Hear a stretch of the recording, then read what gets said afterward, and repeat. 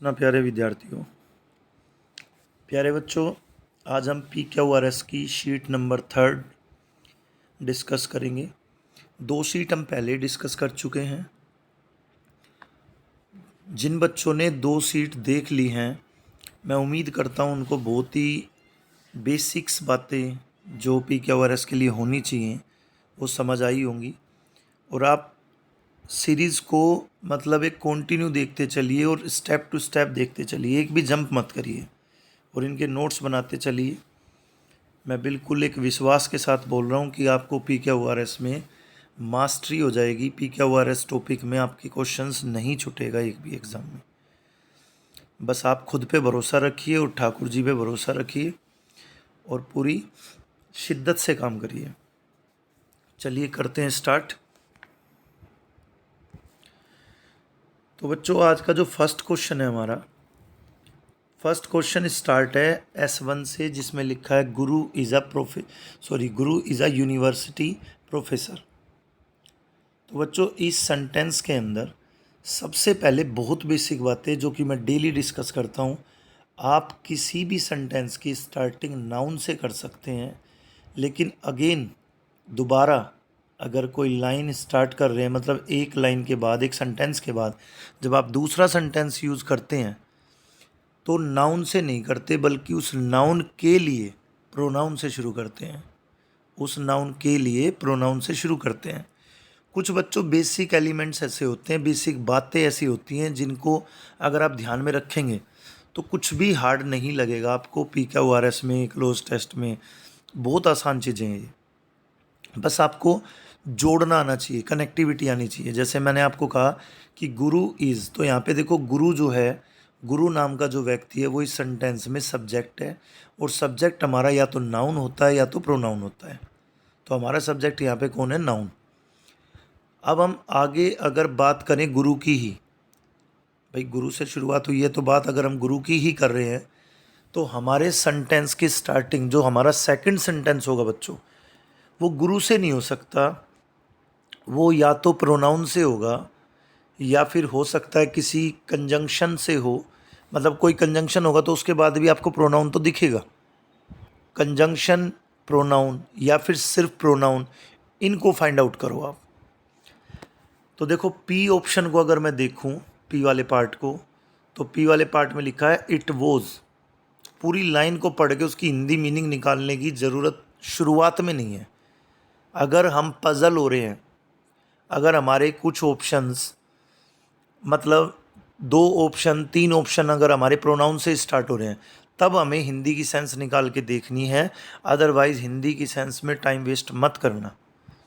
आपका काम इसी कनेक्टिविटी से चल जाएगा बच्चों, जो मैं अभी आपको डिस्कस कर रहा हूँ। जैसे कि नाउन गुरु है, तो गुरु के बाद अगर सेंटेंस बनता है दूसरा, तो वो प्रोनाउन से स्टार्ट होना चाहिए। तो देखिए जो पी में लिखा है इट वॉज अबाउट, सबसे पहली बात, इट एक प्रोनाउन है।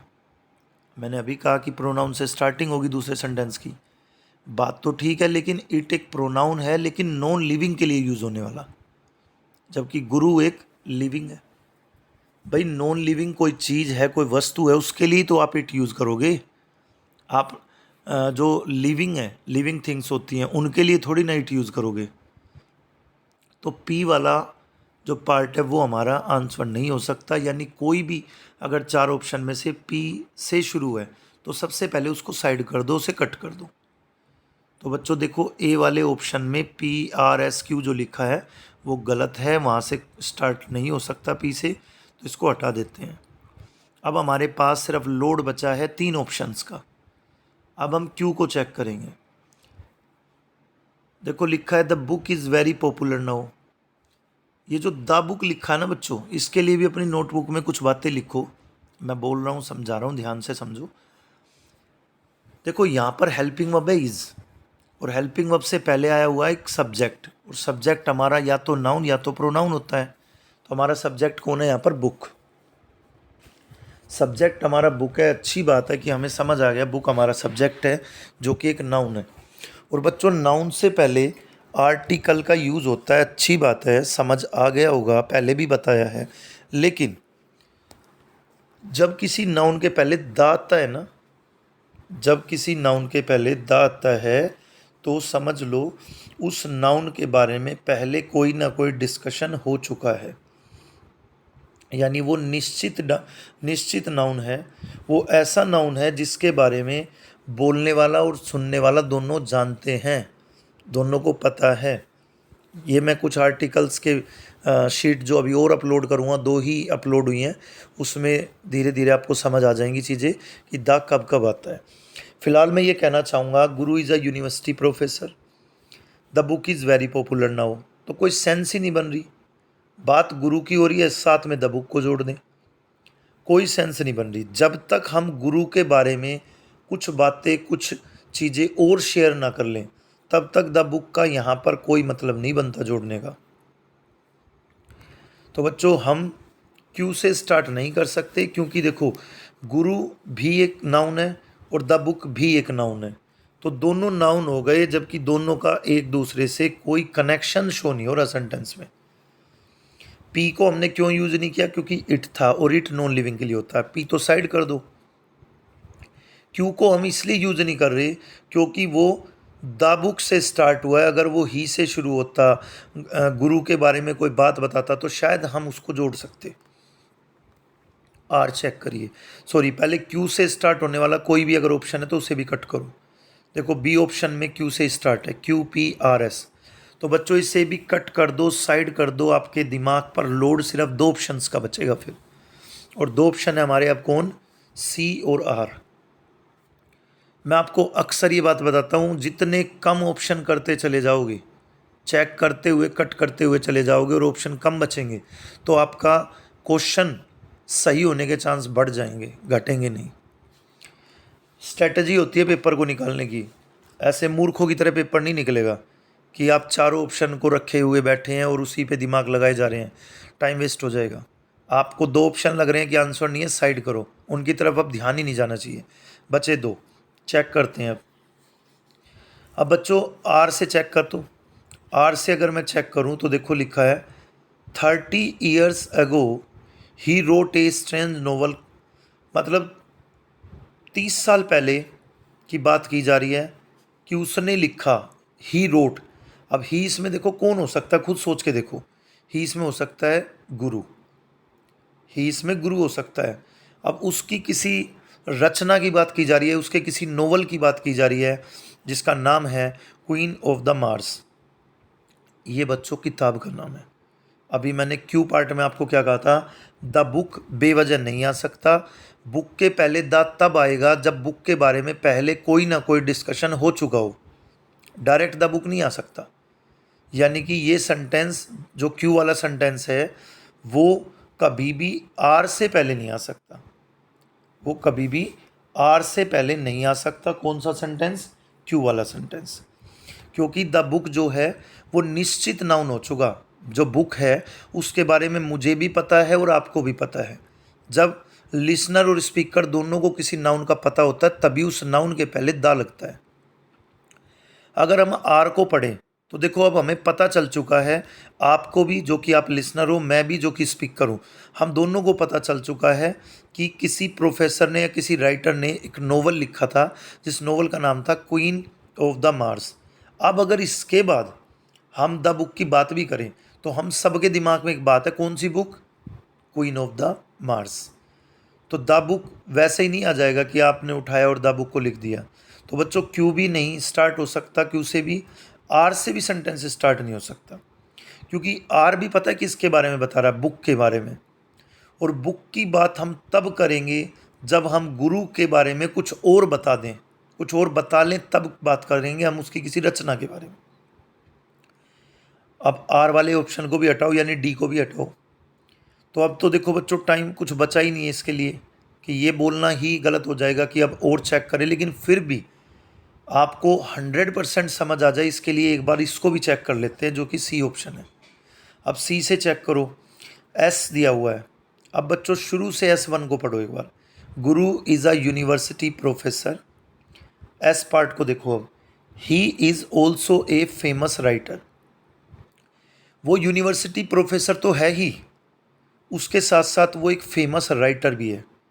अब आप खुद समझ गए होंगे ये लाइन कितनी ज़रूरी थी गुरु इज़ अ यूनिवर्सिटी प्रोफेसर के बाद जोड़नी। अगर हमें ये बात पता ही नहीं है कि वो एक फेमस राइटर है, तो हम उसकी रचनाएं, उसकी जो किताबें, उसके बारे में कैसे बता सकते हैं। तो बच्चों अब पूरा सेंटेंस जोड़ के देख लेना आप। गुरु is a university professor first line होगी, उसके बिल्कुल बाद आएगा he is a also famous writer, second line होगी। उसके बाद जो आपका आर पार्ट है, यानी 30 ईयर्स एगो ही, 30 साल पहले ही रोट। अब ये ही कौन है आपको पता ही है, गुरु। उसने एक किताब लिखी थी, एक नोवेल लिखा था, क्वीन ऑफ द मार्स। अब देखो क्वीन की बात हो चुकी, तो अब जो नेक्स्ट सेंटेंस होगा वो द बुक से स्टार्ट होगा। मेरी उम्मीद है कि आपको ये सेंटेंस बहुत अच्छे से समझ आ गए होंगे। मेरी कोशिश थी आपको हर बेसिक बात बताने की। आप भी ऐसे ही कनेक्ट किया करो जैसे हमने कनेक्ट किया एक एक चीज़ को। तो इसका आंसर होगा बच्चों सी। नेक्स्ट सेंटेंस है स्क्रीन पे रानी वाला। जो नेक्स्ट सेंटेंस है हमारा बच्चों, उसको पहले स्टार्टिंग से पढ़ते हैं। देखो, रानी नेवर वेंट। इस पूरे सेंटेंस में हमारी मेन वर्ब दी गई है, हेल्पिंग वर्ब नहीं दी गई है। मेन वर्ब कौन है, वेंट। और मेन वर्ब से पहला जो भी कोई नाम आ जाए, कोई नाम की जगह प्रोनाउन आ जाए, वो हमारा सब्जेक्ट होता है। तो रानी हमारा सब्जेक्ट है, जो कि एक सिंगल सब्जेक्ट है, एक अकेली लड़की की बात हो रही है। पढ़िए इसको आगे। Rani never went out to play until she finished her homework. ये शी किसके लिए आया बच्चों, रानी के लिए। रानी अकेला सब्जेक्ट है, तो उसके लिए ही या शी में से कोई आएगा। रानी एक लड़की है, उसके लिए शी का यूज़ किया गया है। अब इस सेंटेंस को मैं ये नहीं कह सकता आपको कि जब नाउन से कोई सेंटेंस शुरू हुआ है तो दूसरा प्रोनाउन से होना चाहिए। देखो, उसने प्रोनाउन से शुरू कर दिया है, तो अब हम प्रोनाउन वाला तर्क नहीं लगाएंगे बच्चों। हम लगा सकते हैं, लेकिन पहले जो हमारी बेसिक ज़रूरत थी वो तो उसने पूरी कर दी ना, कि रानी और रानी के लिए शी। तो दोनों बात तो हो गई। अब हम इस सेंटेंस को थोड़ा सा समझते हुए करेंगे। आपको एग्जाम में ऐसा ही करना है, जैसे कि जो बेसिक बातें, जिन चीज़ों के लिए, जिनके ऊपर आप सेंटेंस करना चाह रहे थे, अगर वो एग्जामिनर ने दे दी है ऑलरेडी, तो आप थोड़ी सी सेंस का भी सहारा ले सकते हो, हेल्प ले सकते हो। जैसे Rani never went out to play until she finished her homework. Rani तब तक बाहर खेलने नहीं जाती जब तक उसका होमवर्क फिनिश ना हो जाए या फिनिश ना कर ले। अब पी को चेक करते हैं। After she had got out of her room she followed Rani to the playground. अब बच्चों, इसमें किसी और की भी बात हो रही है। देखो लिखा है ना, after she had got out of her room she followed Rani. Rani को फॉलो कर रही है कोई और लड़की, यानी कि जो ये कोई और लड़की है ना, जो शी यूज़ हुआ है यहाँ पे, ये हम तब तक इस सेंटेंस को यूज़ नहीं कर सकते जब तक हमें उस लड़की के बारे में ना पता हो। तो जो ये शी है, ये शी रानी से अलग हटके कोई लड़की है। आप समझ ही गए होंगे। देखो लिखा है after she had got out of her room she followed Rani. अब वो रानी कोई फॉलो कर रही है तो कोई और है ना, रानी के लिए शी थोड़ी यूज़ हो रहा है ये। तो बच्चों, इसको होल्ड पे रखो, पी से सेंटेंस शुरू नहीं होगा। कट करो पी वाले पार्ट को। पी वाले दोनों पार्ट हमने कट कर दिए, यानी कि बी और सी बी और सी हमारा आंसर नहीं हो सकता। इसका मतलब हमारा आंसर या तो ए हो सकता है या तो डी हो सकता है। चलो क्यू को चेक करते हैं। So when she finished her homework she went out to play. देखो वहाँ पे दिया था Rani never went out to play until she finished her homework. Rani तब तक खेलने बाहर नहीं जाती जब तक वो अपना काम पूरा ना कर ले। और क्यू पार्ट में जो सो दिया है, मैंने आपको पहले भी बताया है कि सो से दूसरा सेंटेंस जोड़ने की या वैन से दूसरा सेंटेंस जोड़ने के लिए ये शब्द यूज़ किए जाते हैं। कभी कोई वीडियो इनके ऊपर भी बनाऊंगा, मुझे अगर टाइम मिलता है तो एक लंबी सी वीडियो बनाएंगे जो भी कनेक्टर हैं उनके लिए। फ़िलहाल जितना आगे आता जा रहा है उसको हम समझते चलेंगे। तो बच्चों, सो वैन यानी कि इसीलिए एक बार मैं फिर पढ़ रहा हूँ, आप समझने की कोशिश करो, क्योंकि बहुत बच्चों की इंग्लिश वीक है, उनको एक बार में चीज़ें समझ में नहीं आती, पकड़ में नहीं आती। बिल्कुल कम स्पीड में मैं पढ़ रहा हूँ, आप बहुत ध्यान से सुनना। Rani never went out to play until she finished her homework, यानी रानी जब तक घर से बाहर नहीं जाएगी, जब तक नहीं जाती है या नहीं जाएगी या नहीं जाती थी, जब तक वो अपना होमवर्क पूरा ना कर ले। अब क्यू में देखो क्या दिया, उसके आगे की लाइन बोल रहा हूँ, इसीलिए when she finished her work, इसीलिए जब वह अपना होमवर्क पूरा कर लेती है, she went out to play, तब वो घर से बाहर जाती है। तो बच्चों बिल्कुल उसके बाद की तर्क बनती हुई, एक सेंस बनती हुई दिखाई दे रही है, यानी क्यू से हमारा आंसर शुरू हो सकता है बच्चों, और क्यू से ए भी स्टार्ट है और डी भी स्टार्ट है। तो अभी हम कंफर्म नहीं है कि कौन से वाला आंसर है। अब क्यू के बाद फिर नेक्स्ट चेक करेंगे हम आर को। देखो आर में दिया है as they were greatly interested in the game. अब यहाँ पर जो दे का यूज़ हुआ है बच्चों, वो हुआ दो लड़कियों के लिए। दे का यूज़ हुआ है दो लड़कियों के लिए, क्योंकि दे अकेली रानी तो है नहीं। और अब तक हमने जो दो सेंटेंस को जॉइंट किया है, एक तो S1 को, और एक S1 के बाद क्या आएगा, Q। ये तो हम समझ चुके कि S1 के बाद Q आएगा। S1 और Q में अब तक किसी दूसरी लड़की का जिक्र तक नहीं हुआ है, तो आप दे से सेंटेंस को बच्चों शुरू कर कैसे दोगे। यानी आपका क्वेश्चन आर, मतलब आपका ऑप्शन में क्यू के बाद आर आ ही नहीं सकता, क्यू के बाद आर आ ही नहीं सकता। और ए और डी में चेक करो, क्यू के बाद आर है भी नहीं, यानी कि हम आर से भी शुरू नहीं कर सकते। अब बच्चों चेक करेंगे हम एस। वैन उमा, वैन जब उमा ने, when Uma saw her go she stopped writing and got up. जब उमा ने उसे जाते देखा तो उमा ने लिखना बंद कर दिया और वो उठ गई।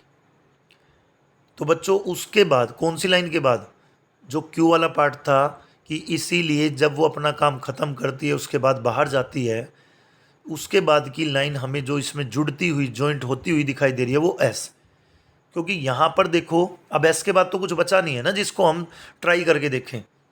तो इस एस पार्ट में बच्चों उमा नाम के एक और नाउन का जिक्र किया जा रहा है, और अगर उमा नाम का एक और व्यक्ति इसमें ऐड हो जाता है हमारे सेंटेंस में, तब हम इसके बाद बच्चों कह सकते हैं कि पी को या आर को हम यूज़ कर सकते हैं। वो भी मैं ऐड करके दिखाऊंगा, आपको कनेक्ट करके दिखाऊंगा। फिलहाल हमारा S1 जो सबसे ऊपर की लाइन है स्क्रीन पे, जो सबसे पहली लाइन है, उसके बाद क्यू आना चाहिए, क्योंकि क्यू के अंदर सारी बात रानी की हो रही है। क्यू के बाद हमारा एस आना चाहिए, क्योंकि रानी के बाद एक और लड़की जिसका नाम उमा है वो इस कहानी में ऐड हो गई है। अब दो बच्चे ऐड हो चुके हैं, यानी कि क्यू और एस तक हमारा सही है। तो बच्चों क्यू और एस देखो ए पार्ट में है, आंसर हमारा ए है। डी में तो क्यू पी है ना, और ए में क्यू एस है। ऑप्शन की बात कर रहा हूँ मैं, ए ऑप्शन में क्यू एस है, जो कि हमारा बिल्कुल सीक्वेंस में चल रहा है। क्यू के बाद हमारा एस आना चाहिए था। 2 मिनट और दे देते हैं इसको, और अच्छे से कनेक्ट कर लेते हैं सारों को। बस उसके बाद फिर थर्ड या फोर्थ में कुछ बोलूँगा तो हम फिर सिर्फ ऑप्शन देख लेंगे स्टार्टिंग की। अगर एक या दो लेटर भी मैच होते हैं तो हम उसको अपने को आंसर मान लेंगे, फिर हम इतना पोस्टमार्टम नहीं करेंगे, उन दो पे पोस्टमार्टम करेंगे आप। अब देखो एस के बाद हम पी और आर में से एक चुनाव करते हैं कि कौन सा बेस्ट है। आपके सामने रानी नाम की एक लड़की थी S1 में, क्यू में रानी की बात हो रही थी, एस में उमा नाम की एक लड़की और ऐड हो गई थी। अब बच्चों इस सेंटेंस के अंदर अगर हम बात करें पी की, तो चेक करो, after she had got out of her room, जैसे ही वो अपने घर के कमरे से बाहर निकली, she followed Rani to the playground. अभी हमने नीचे क्या पढ़ा था इसमें कि उसने जैसे ही रानी को देखा तो वो लिखना बंद करके उठ गई। अब उसके बाद तो पी वाला इस सेंटेंस का एक सेंस बन रहा है ना कि उठने के बाद या अपने रूम से बाहर जाने के बाद उसने फॉलो किसको किया, रानी को फॉलो किया। तो बच्चों पी तो सेंस बन रही है, पी की तो सेंस बनेगी यहाँ पे, क्योंकि अभी नीचे एस में बात की गई थी उसके उठने की, और पी में भी उसके उठने से रिलेटेड ही बात की जा रही है। तो बिल्कुल एक के बाद एक सीक्वेंस बनता जा रहा है। अब उसके बाद बचा है हमारा आर। अब आर को खुद ही चेक कर लो क्या बचता है, एज दे। अब ये दे कौन है, रानी और उमा, उन्हीं के लिए तो दे यूज़ हो रहा है। तो प्यारे बच्चों हमारे दो के दो पी क्या हुआ एस। मेरी उम्मीद है कि आपको एक एक बात समझ आ गई होगी, किस तरह मैं कनेक्ट कर रहा हूँ उसी तरह आपको कनेक्ट करके देखना है। हमारा थर्ड जो पार्ट है, थर्ड पी क्या हुआ है जो आज का, एक बार उसको भी चेक करो। स्टार्ट है there was a boy named Rahul. एक लड़का था जिसका नाम था राहुल। और जो राहुल नाम का लड़का है, अगर हम उसकी बात करें तो पहले पी को कनेक्ट करके देखते हैं। तो बच्चों पी में लिखा है so the mother asked him to find work. इसीलिए उसकी माँ ने, उसकी माता श्री ने उससे पूछा फाइंड वर्क को लेकर या कुछ भी। तो पहले आप एक बात बताओ, मदर की तो कोई बात ही नहीं हुई अभी, मदर के बारे में तो कुछ बात ही नहीं हुई। और द मदर लिखा गया, अभी मैंने इससे पहले सेंटेंस में आपको बताया द तब लगता है जब उस नाउन के लिए पहले से बात हो चुकी है, उसका जिक्र हो चुका हो। तो मदर का तो जिक्र ही नहीं हुआ है अभी तक, तो द लगने का तो कोई मतलब ही नहीं बनता है। यानी द वाला सेंटेंस आने का कोई मतलब, कोई सेंस नहीं निकलती यहाँ पे। S1 के बाद पी नहीं आ सकता क्योंकि द मदर लिखा है। इसको कट करेंगे हम, यानी पी से जो भी ऑप्शन है उसको कट करो, ए पार्ट बिल्कुल साइड कर दो। तीन ऑप्शन बचे हमारे पास। क्यू को चेक करते हैं। They were very poor. अब बच्चों देवर तो तब होता है ना जब दो व्यक्ति हो जाएं। S1 में तो लिखा there was a boy named Rahul, बात सिर्फ राहुल की हो रही है और लिखते हैं दे। तो क्या क्यू से स्टार्ट होगा? इतनी तो सोच आपकी डेवलप हो चुकी होगी इतनी देर में कि भाई दे तो नहीं आ सकता, तीसरी शीट पढ़ा रहा हूँ। इतनी सोच डेवलप होना बिल्कुल जायज़ है। अगर इतनी सोच भी आपकी डेवलप नहीं हो रही है तो बच्चों आप तैयारी का पार्ट नहीं हो, फिर आप तैयारी नहीं कर रहे हो। आप फिर थोड़े सीरियस हो जाइए, अपने नोट्स अच्छे से बनाइए, खुद पे काम करिए, नहीं तो बहुत पीछे रह जाओगे। जिन बच्चों को मेरी ये बात भी समझ नहीं आ रही कि दे से सेंटेंस शुरू नहीं हो सकता, क्योंकि S1 के अंदर सिर्फ एक लड़के के बारे में बताया जा रहा है राहुल, और राहुल के लिए हम ही तो लगा सकते हैं, कभी भी हम राहुल के लिए दे नहीं लगा सकते। दे तब लगा सकते हैं जब राहुल के साथ उसकी मम्मी की बात की जा रही है, दो व्यक्ति तीन व्यक्ति कुछ हों। तो प्यारे बच्चों नहीं आएगा दे वाला ऑप्शन भी, यानी क्यू से सेंटेंस स्टार्ट नहीं होगा। तो हमारा ए ऑप्शन हम हटा चुके थे, पी से शुरू होने वाला, डी ऑप्शन भी हटा रहे हैं, क्यू से स्टार्ट होने वाला। साइड करो इनको बिल्कुल, बचते हैं दो ऑप्शन बी और सी, इनको चेक करेंगे। अब आप आ जाइए आर पे। अक्सर बताता हूँ, डेली बताता हूँ कि जब किसी नाउन की बात हो जाए तो दूसरा सेंटेंस प्रोनाउन से स्टार्ट होना चाहिए। दूसरा सेंटेंस प्रोनाउन से स्टार्ट होना चाहिए। और प्रोनाउन इसमें मुझे दूर से दिखाई दे रहा है, he lived with his mother. अब सेंटेंस को जोड़ के देखो, S1 को पढ़ो, there was a boy named Rahul. अब सीधा ही पढ़ो, आर वाला part, he lived with his mother, वो रहता है अपनी मदर के साथ। अब देखो इसमें द मदर नहीं है बच्चों, इसमें यानी मदर की बात पहली बार की जा रही है। अब हम समझ चुके हैं कि राहुल नाम का व्यक्ति है, वो रहता है अपनी मम्मी के साथ, तो यहाँ पे दो व्यक्तियों की बात हो चुकी है। यानी हमारा सेंटेंस सबसे पहले कौन सा स्टार्ट होना चाहिए? आर से। हमारा सेंटेंस स्टार्ट होना चाहिए आर से, ही लिव्ड विद हिज मदर। और आर के बाद अब हम एक बार एस को भी चेक कर लेते हैं। But Rahul refuse to work. भैया बट तो तब आएगा ना जब हमने दोनों के बीच की कोई कड़ी जोड़ दी हो, दोनों के बीच में कोई बात हो चुकी हो, तब बट लगाते हैं। बट तब लगाएंगे जब दोनों के बीच में कोई डिस्कशन हो लिया हो, तब हम बता रहे हैं लेकिन ऐसा हुआ, लेकिन उसने ऐसा बोला अपनी मम्मी को, या उसकी माता ने ऐसा पूछा, ऐसा कुछ। बट की तो कोई सेंस ही नहीं निकलेगी।